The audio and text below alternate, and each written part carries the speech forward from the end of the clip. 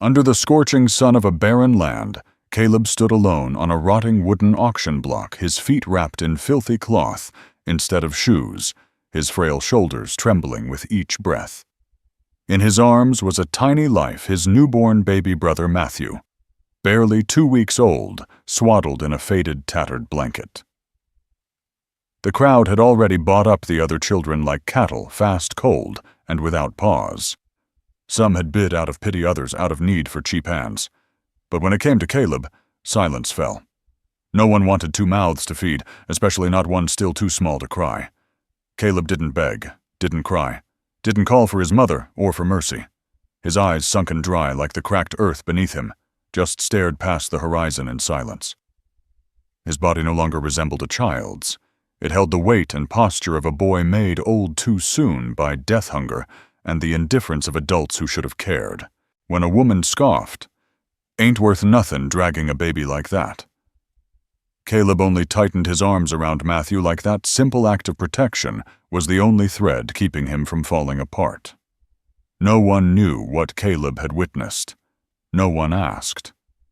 The town stayed silent, turned away. Even the sheriff avoided his gaze, chewing his lip with a guilt no badge could wash away. The sky itself seemed to stoop, lower heavy. A gust of wind swept through, carrying dust into the folds of Caleb's ragged shirt. But he didn't flinch. He was used to cold, used to silence, used to not being chosen. Until one man stepped forward from the crowd. He didn't speak at first, just stood there, as if looking at something he'd lost long ago. And then he said, "I'll take him." The words didn't shatter the silence, they brushed against it.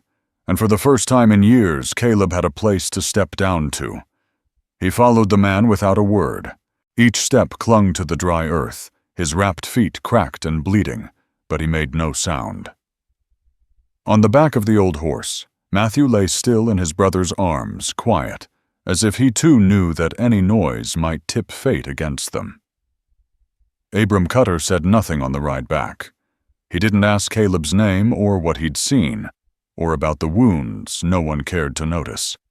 He simply held the reins, letting the hoofbeats fade into the wind and dust, carrying with them unnamed sorrows. The ranch appeared alone in the valley, a wide stretch of land where time moved but left no echo. As they approached the gate, Caleb looked up and saw the words carved into the arch, Cutter Homestead. Beneath it, fainter with age, was another word, hope. Abram caught the boy's glance. He said softly, almost afraid to disturb something fragile, my wife named it. Said every home needed hope. Caleb didn't respond, but he didn't look away. Abram led them down the hallway to a room near the back. "This was hers," he said. "I haven't touched it since she passed." The room was dusty still. In one corner sat a crib, neatly folded blanket inside. Caleb stepped in without asking, crossed the room and laid Matthew down with such care that Abram's throat tightened. No one had taught him how only love could explain it. "What's the baby's name?" Abram asked. Matthew Caleb answered, his voice barely more than a whisper. "And yours, Caleb." Abram nodded, as if carving the name into memory. You hungry? Caleb didn't answer, but sat down at the table.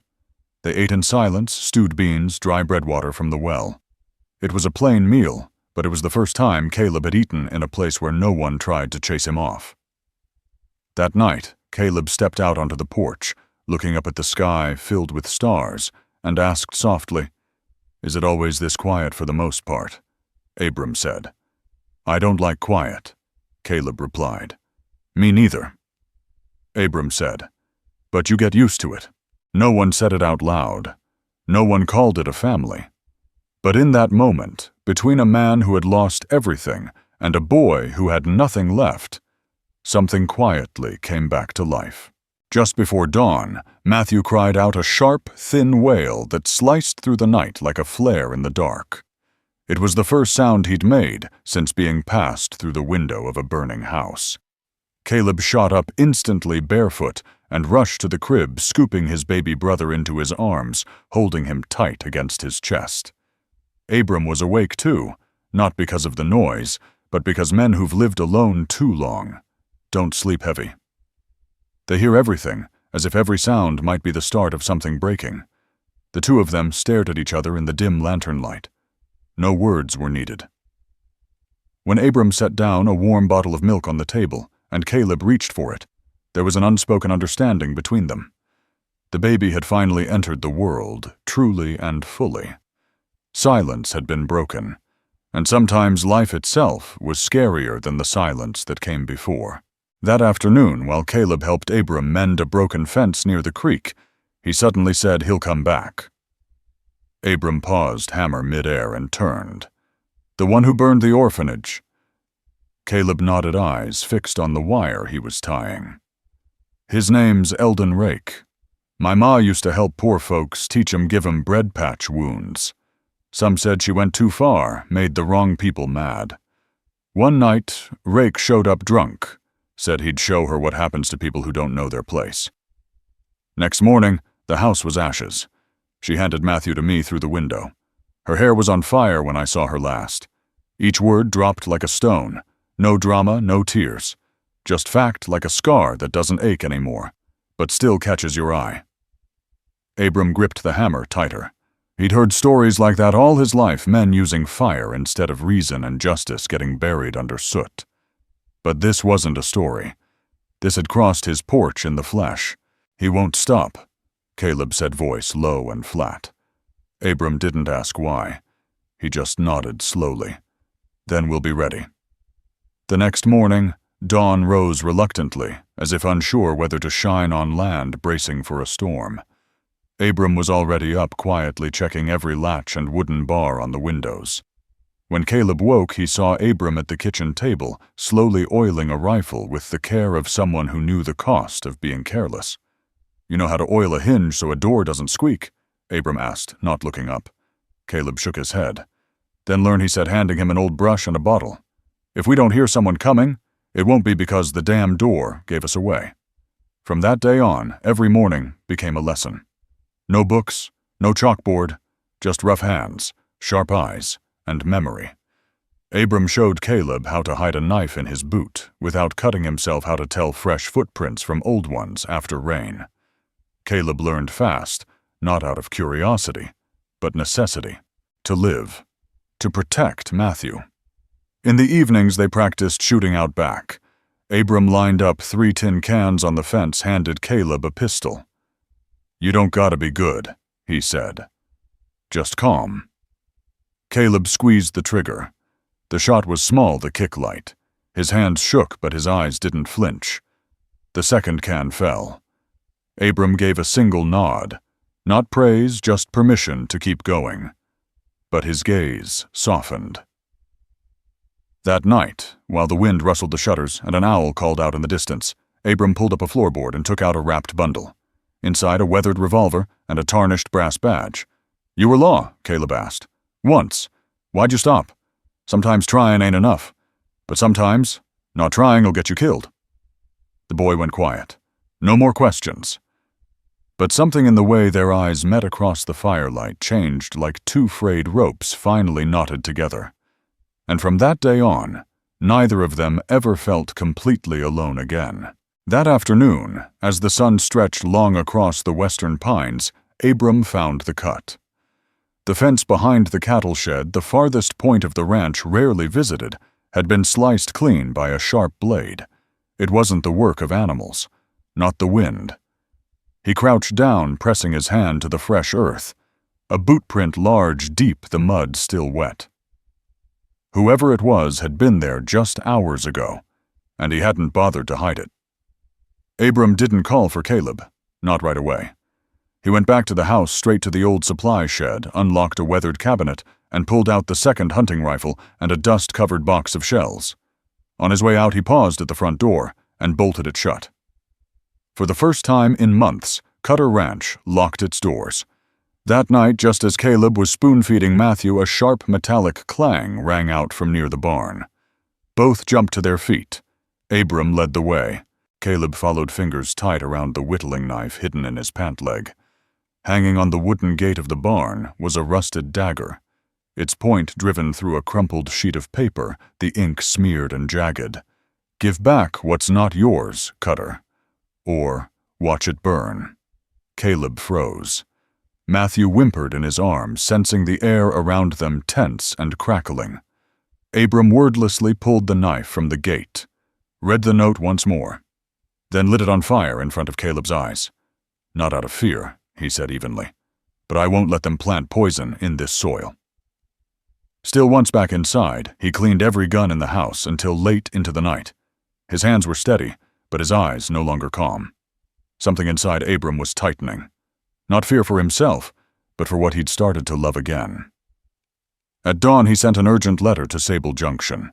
He addressed it to a name he hadn't spoken in years: Warren Tate. "We don't have much time," Abram said, and Caleb understood war had come knocking again this time, not with ashes of the past, but with steel of the present. Warren Tate arrived before sunrise. His horse stumbled into the yard, lathered in sweat, frothing at the mouth, as if it had galloped through a nightmare. Abram was already waiting at the gate rifle at his hip, eyes fixed on the black blur crossing the ridgeline. Warren fell from the saddle as he hit the ground, knees buckling from exhaustion, but his voice was firm. "They're here, Abram. Vicious, organized. No flag, no law. They burn houses just to watch the glow." No more words were needed. Just one look and nod, and the two men stepped back into the trench line of old habits, as if the years apart had been only a long nap. The ranch moved like a single silent machine. Caleb asked no questions. He handed Matthew to Ellie, then began loading his pistol like he'd done it 100 times before. He wasn't a soldier, but in his eyes was the calm of someone who'd already lost too much to be afraid of losing again. Then came the sound of hooves on the eastern slope. 6 riders, shadows stretching across the waking sun, approaching with the slow confidence of men who believe they hold the upper hand. Leading them was Eldon Rake. He was thinner, now hair streaked with gray, but that smile, crooked, smug, and drunk on unearned power, was exactly how Abram remembered it. "Cutter," he called out, stopping 30 paces from the gate. "I'm here for what you stole." "They're not stolen," Abram replied, stepping off the porch with the hunting rifle in hand. "They're my sons." Eldon laughed, but the sound didn't carry far. "So you're ready to die for something that doesn't even belong to you?" Abram didn't answer with words. Warren's shot rang out from the rooftop first, his bullet tearing through the shoulder of the man to Rake's left. Chaos erupted, dogs barking, horses screaming, gunfire cracking the morning air. It wasn't a declared war, but no one on either side mistook it for anything else. In the smoke and shouting, Abram met Rake in the center of the yard. No guns, no rules, just bare hands, old hatred, and a choice. When Rake finally collapsed under the crushing swing of a rifle stock, Abram stood over him, panting, his hands stained with blood and mud. He said nothing, but in his eyes, where once there had only been cold ash, now burned the unmistakable glow of fire. By the time the sun was high and the smell of gunpowder still hung faintly in the air, Abram sat on the front steps, his hand bandaged with a torn piece of shirt, eyes fixed on the muddy, blood-streaked yard. The battle was over. Rake lay lifeless near the southern fence, his body and those of 2 followers buried hastily at the foot of the hill. Shallow graves under a dry sky. Abram had dug them himself, not out of forgiveness, but because some small part of him still believed that brutality needed to be buried the right way, so it wouldn't fester up from living soil. 3 neighbors from nearby homesteads would never return. One of them was Marion Holt, the woman who once came to his porch with a bundle of bread and a quiet thank you. She fell to a stray bullet while trying to drag an injured man out of the line of fire. Now her grandson James stood alone beside a freshly packed mound of dirt, dry-eyed, silent. Caleb came and stood beside James. He didn't say anything. He just took the boy's hand and let that small hand squeeze back, gripping the only thing left that might not slip away. From a distance, Abram watched a tightness in his chest that had no name. This victory had come too close to the shape of loss. That night there was no celebration, no shouting, just a single fire lit in the yard, and those who remained gathered in a quiet circle. Ellie held Matthew in her arms, the baby no longer crying, as if he understood that silence was now the only language grief could speak. Caleb leaned against Abram's shoulder, eyes red but proud. "I didn't think I'd make it," he whispered. "We didn't win," Abram said, his voice hoarse with dust and dried blood. "We just lived. Sometimes that's enough." The wind sighed through the trees like an old man, tired of talking.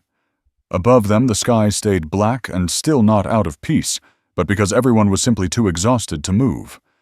But in their arms, between wounds and weariness, was the steady breath of the children who'd survived. And that, Abram knew, was where things began again. The next week passed in a quiet that wasn't fear, but something closer to waiting. But this time they weren't waiting for danger. They were waiting for people. And then they came. At first, just a small family, a young couple with a baby still nursing, pushing a cart over the ridge at dusk.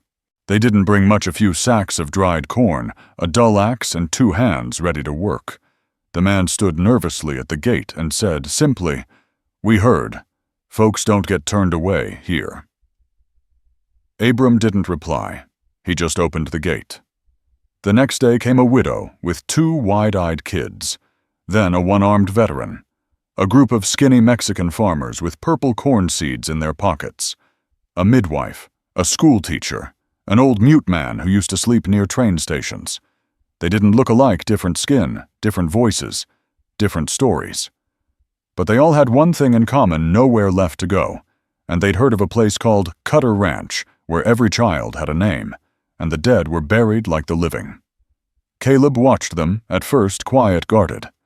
Then he began helping, hauling water, pointing out where to pitch tents, passing around sweet potatoes from the clay jar behind the kitchen. Matthew toddled between the tents with carved wooden animals Abram had whittled on quiet afternoons with no gunfire. In the soft laughter, in the way cautious eyes began to trust, something took shape, not a town, but a community. Abram never announced he was settling land, never hung a sign, never sent out invitations. But each person who arrived felt it, that something lived here. Something without a name, but known by all. They called each other by name, shared their meals, and stood to help when they heard the saw buzzing from the barn, Abram and Caleb building another doorframe. Because as long as people were coming, there'd always be room to open up. And Cutter Ranch, once an abandoned homestead, was now the first place many dared to call home. The following month the land began to be divided. There were no maps, no boundary markers. Abram simply walked along the hillsides, watched the wind ripple through the tall grass, and pointed from that pine tree to the creek. That's enough for a home. He didn't claim ownership, didn't speak in authority. But people listened because everyone knew he wasn't keeping land for himself, but making space for those who had nothing left to hold on to. The first tents were soon replaced with makeshift wooden frames. Then came mud walls, then hand-laid shingle roofs. Every morning the sound of hammers echoed through the valley. Not noisy, just steady like a heartbeat. Caleb rose early, shared cornbread, and filled jugs of water for the crews laying new foundations. In quiet moments he taught Matthew to tell seed types apart, or read aloud to Ellie, the girl who survived the Highland massacre, who had started to smile again. Just a little, but real. Then someone said the kids need a place to learn. An old shed was repurposed into a schoolhouse. At first there were only 3 students sitting on rough wooden benches, learning letters Caleb copied by hand from an old Bible. By the 3rd week, there were 10. A widowed man, once a schoolteacher in New Mexico, volunteered to teach. He asked for no pay, just a hot meal and a warm place to sleep. Abram nodded. Every afternoon, as the children sounded out their lessons through the thin wooden walls, the adults cutting wood, packing earth, watering rows of seedlings would pause for a beat, just to hear it more clearly, the sound of the future. Cutter Ranch was no longer just a ranch. It had become a current of life, small but swift, pulling in those who once believed they'd drift forever. No one built monuments. No one called anyone a hero. But deep inside, each person, when they stepped out their door in the morning, something quietly bloomed: I belong here. Caleb didn't grow up by years. He grew up by the work. No one declared him a man. There was no rite of passage, no solemn vow. But when he silently stepped forward to stand night watch over the grain shed after a petty theft near the western ridge, no one objected. When he crossed the yard with Matthew in one arm and a hoe in the other, people moved aside, not out of fear, but out of respect. Some mornings, Caleb rose before the rooster's crow lit the cook fire. For the whole camp washed rice-rationed water and patched the schoolhouse roof before the students arrived. In the evenings, while the children ran through the yard, he quietly weeded the bean rows by the creek. No one told him to. No one pushed him. But Caleb worked as if stopping would throw the whole rhythm of the place off balance. One day, a weary traveling merchant passed through and asked, "That boy, he your real son?" Abram glanced at Caleb, who was spoon-feeding Matthew, then answered, "Not by blood, but deep enough to call it family." Caleb never heard those words, but he felt them each time Abram handed him the key to the storage room, each time the adults asked his opinion about the planting, each time the kids grabbed at his coat when something went wrong. One evening, as Caleb sat on the porch drying his boots after a rainstorm, Abram stepped out and placed a hand on his shoulder. "Tomorrow," he said, "I want you to take over the harvest ledger." Caleb looked up, his surprise plain. "You've done enough," Abram continued. "It's time you start carrying the rest." Caleb didn't answer right away, but his hand gripped the bootstrap tighter, and the nod he gave, firm, unwavering, was a promise stronger than any oath. That night, for the first time, he sat at Abram's desk, opened the large ledger, and picked up a pen. The writing was still rough, but the first line he wrote was clear: Cutter Homestead, First Harvest Records, and at the bottom of the page he signed, Caleb Cutter. That morning, the wind shifted. It wasn't the sharp chill that came before winter. It was a heavy, damp wind carrying the scent of old ashes and rust, as if the earth and sky had flipped open a page left unfinished. Caleb sensed it first while checking the beehives along the hillside. The bees were still. No buzzing, sum-su hum. The air felt caught between two breaths. By noon, a trader passed through the ranch, an old merchant from Dry Creek, who often brought salt and coffee through the mountains. He handed Abram a small package wrapped in oil paper. No sender, no seal. Just one line scrawled across the outside, to Cutter. Abram opened it slowly.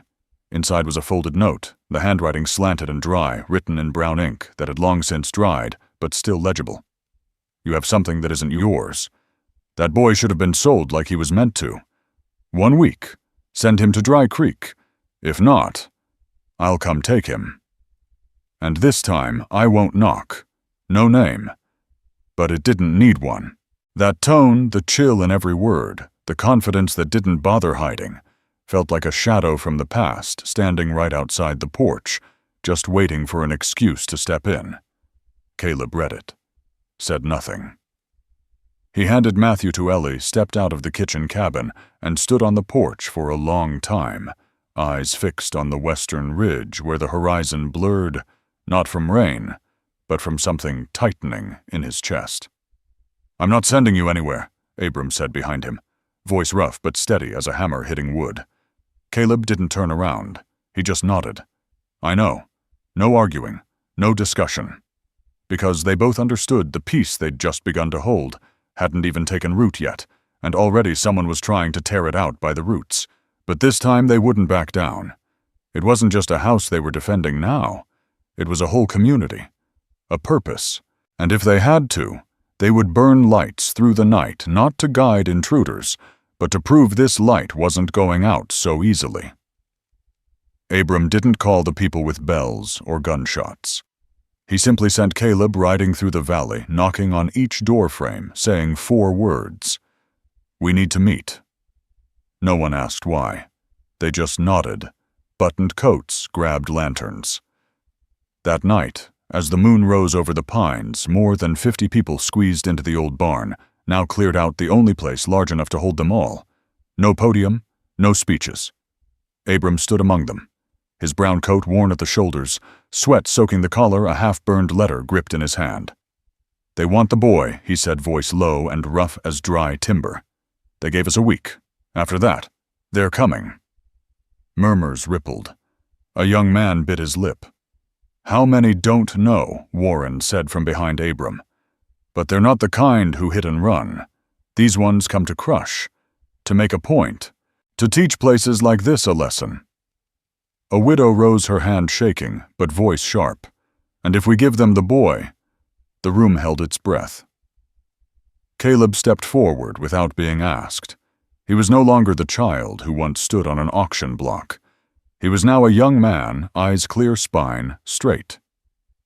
"If we give up my brother today," he said, "tomorrow they'll want someone else. Then, a house. Then, the whole ranch. Not because they need it, but because they think they're owed." Ellie, from the corner of the room holding Matthew tightly in a blanket, spoke just above a whisper. "He's not just one person's. He's something we're all protecting." Abram nodded. "No one here is forced to stay, but if you stay, you don't back down." No one walked out of that barn that night. The next morning, Cutter Ranch stirred like an old fortress rising from the earth, boards nailed to windows. Traps laid around fence lines, rifles cleaned until they gleamed. Children were taught how to blow whistles in danger. Women hid blades in kitchens, and the men practiced shooting behind the ridge. There were no soldiers, no uniforms, but in their eyes, quiet and unyielding, was a vow that didn't need words. They came before the dawn had peeled back the mist, 12 of them clad in gray wool coats, their horses snorting like demons descended from the mountain ridge. No flags, no insignias, only guns, whips, and chains clinking from their saddles. They didn't come with cause, they came to reclaim what doesn't belong to a pack of beggars. From the porch, Abram stood tall Caleb beside him, rifle slung across his shoulder, eyes sharp as freshly honed steel. Beneath the floorboards, Ellie clutched Matthew tightly to her chest, whispering lullabies like sparks against the cold of a day, too large for such a small soul. Their leader rode a black horse, face gaunt, like bone eyes sunken like wartime craters. He didn't shout, just spoke clear and cold, "Give us the boy, or this whole place follows his mother." Abram didn't answer. He stepped off the porch slow, like a man walking toward the gallows he built with his own hands, and said, "That boy is my son, and you'll have to go through me." No slogans, no battle cries. The gunfire started. Warren, hidden on the barn roof, fired the first shot. One man fell from his horse shoulder, bursting red. The fence exploded as Caleb triggered the buried trap they'd laid 3 days ago. Smoke curled up like ash from old dreams burned long ago, now returning to reclaim their name. It wasn't a fair fight, but it had purpose. These townsfolk weren't soldiers, but they didn't fire on orders. They fired for their children, their grandchildren, for the kitchens they built with dry wood and stubborn hope. And that was what kept them standing. One man slipped through the fence line gun aimed at the porch right where Caleb was posted. He yelled, "Drop it, kid, or I drop all three." Caleb didn't hesitate. He said, "No one takes my brother," and pulled the trigger. The man dropped. No sound. On the edge of the chaos, Abram wrestled the leader to the dirt. No guns left, only fists grit, and the holy fury of a father guarding his blood. The man struck hard. Abram struck with the weight of every old wound that ever taught him how to endure. In the end, Abram won. But he didn't rise right away. He lay there, chest heaving, blood trickling from his temple. And in the haze, through the pounding in his ears, he heard it. Matthew's laugh, clear as church bells, ringing through the rubble.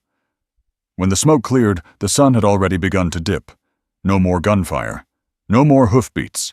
Just ragged breathing, the scent of earth torn by blood and flame, and the wind whispering through rooftops cracked in places. Abram stood in the middle of the yard, sleeves shredded, shoulder sagging from an untended wound, but his eyes held steady. Not because he didn't hurt, but because he wouldn't let himself look away. 4 lives were lost that day. An old man who used to be a cobbler, a young boy who had just learned his second letter, a mother barely more than a girl herself whose baby was still nursing, and Warren, an old soldier, a longtime friend who spent his final bullet shielding Caleb from a stray shot. Death had no preference, but at Cutter Ranch the dead were buried like the living, with hands with tears, and with silence thick with respect. That evening, the whole community helped raise a row of simple graves at the base of the hill, the spot with the widest view of the valley. Abram carved Warren's name into an old plank himself, the friend who stayed. Caleb placed a blackened shell casing next to it. No one explained the gesture. No one needed to. The community didn't break. If anything, it held tighter.